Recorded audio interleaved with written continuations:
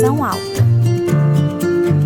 Pressão alta é o nome popular de uma doença chamada hipertensão arterial sistêmica. Por que é importante falar sobre isso?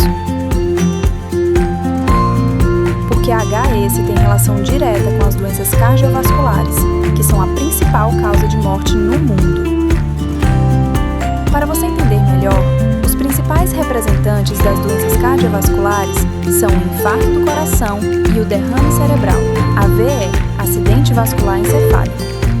Quem tem pressão alta apresenta maior chance de apresentar tais doenças, e quanto maior a pressão, maiores os riscos à saúde. Segundo dados do Ministério da Saúde, cerca de 25% dos brasileiros apresentam, sendo que, na população acima dos 65 anos, quase 60% apresentam a doença.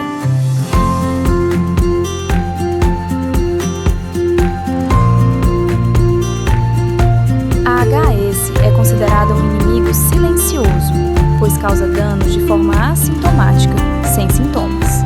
Isso quer dizer que muitos pacientes não sabem que têm pressão alta, descobrindo apenas quando um AVE ou um infarto ocorre.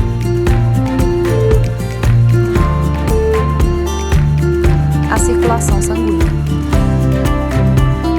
O caminho que o sangue percorre é o seguinte: coração, artérias,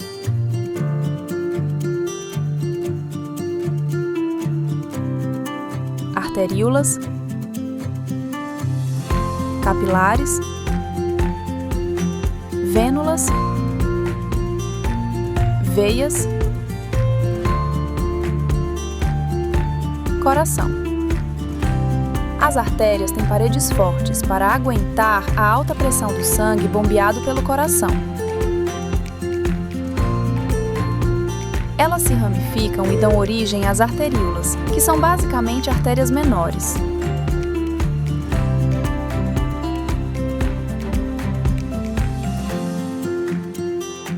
Os capilares são vasos pequenos e delicados que fazem a troca de líquidos, nutrientes, eletrólitos, oxigênio, produtos do metabolismo entre o sangue e os diversos tecidos do corpo.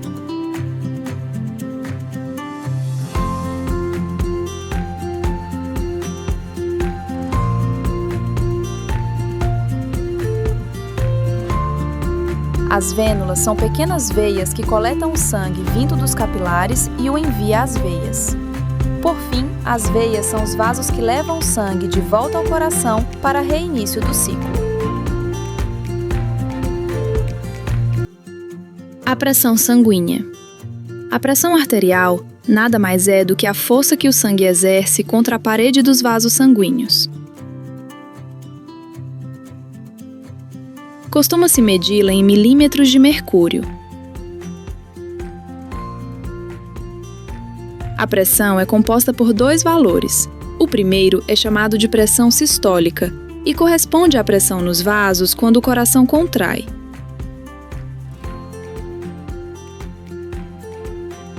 O segundo é o da pressão diastólica, quando o coração encontra-se relaxado.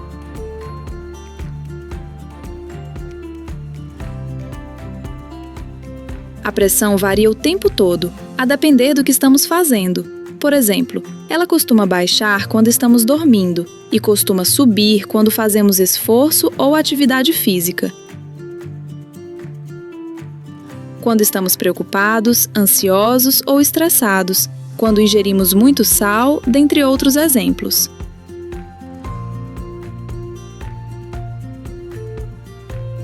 Essas elevações transitórias de pressão são normais e acontecem com todos nós. Agora, no caso do indivíduo hipertenso, a pressão encontra-se elevada 100% do tempo, e isso é extremamente prejudicial à saúde.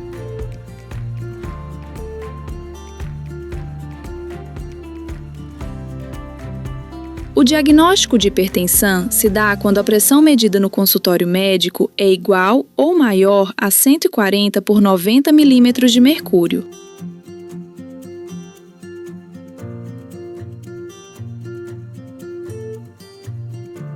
Qual a causa da hipertensão arterial? A hipertensão arterial não é explicada por apenas uma causa, pelo contrário, é a união de fatores genéticos e ambientais que determinam o aparecimento da doença. Veja os fatores de risco, fatores que facilitam o aparecimento de uma determinada doença para a hipertensão arterial. Fatores genéticos. Se há casos de hipertensão na família, a chance de desenvolver a doença é maior.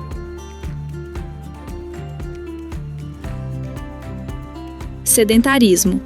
Pessoas que não praticam atividade física apresentam risco de desenvolver hipertensão. Consumo excessivo de sal. Quanto maior o consumo de sal de uma população, mais casos de hipertensão são visualizados. O brasileiro consome muito sal. O recomendado pela Sociedade Brasileira de Hipertensão é que o consumo não ultrapasse 5 gramas de sal por dia. O brasileiro consome 12,6 gramas por dia, mais do que o dobro.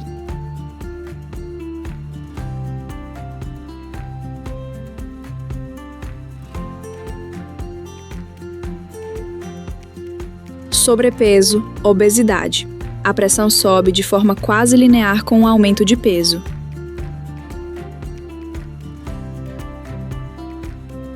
Idade.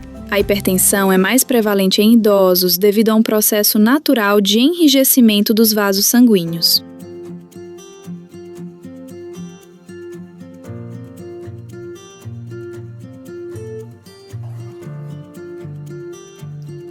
Ingestão excessiva de álcool. Tabagismo, cigarro, charuto, narguilé.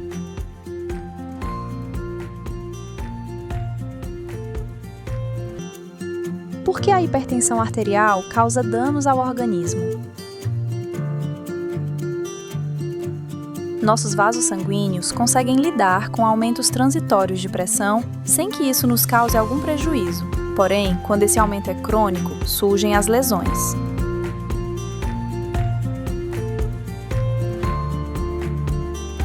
Com o constante e forte impacto do sangue na parede dos vasos, surgem pequenas fissuras e diversas alterações locais que acabam por tornar o vaso doente.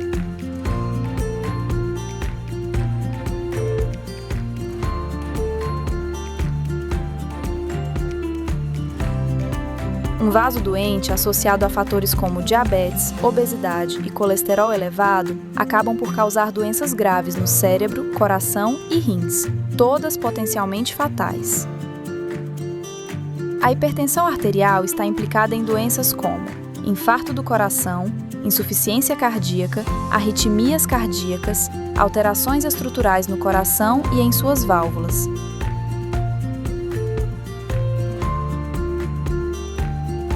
AVE, insuficiência renal,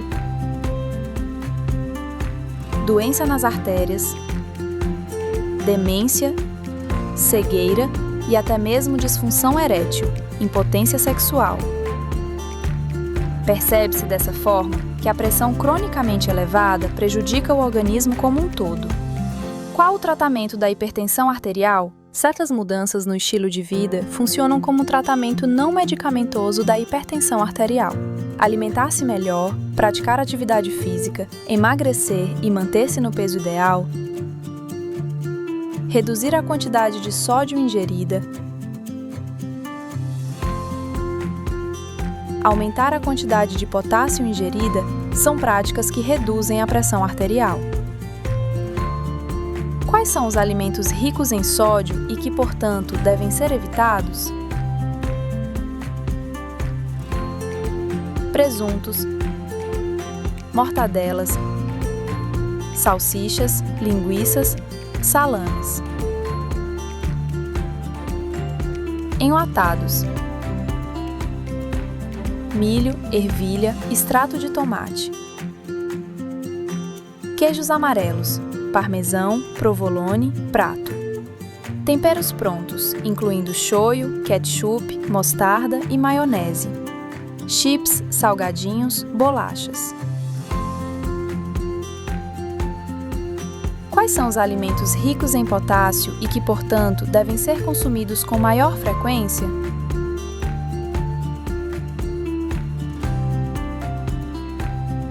abacate, melão, laranja, ameixa, tomate. Folhas verdes, espinafre, damasco, uva passa.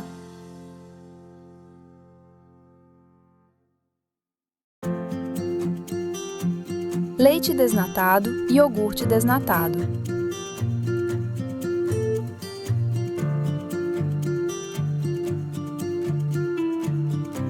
Peixes, linguado e atum.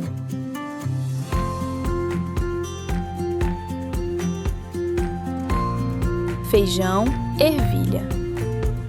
Ainda em relação à dieta, diminuir o consumo de gorduras, doces, bebidas com açúcar e carnes vermelhas também auxilia na redução da pressão arterial.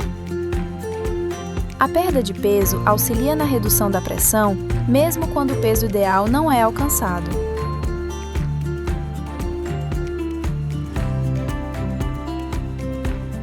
Para reduzir o comportamento sedentário, recomenda-se que o indivíduo se levante por 5 minutos a cada 30 minutos que passa sentado.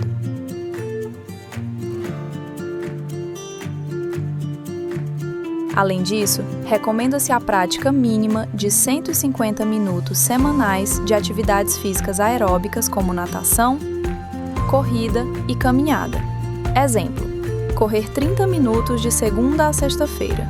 Para um incremento na redução da pressão, pode-se ainda fazer musculação 2 a 3 vezes por semana.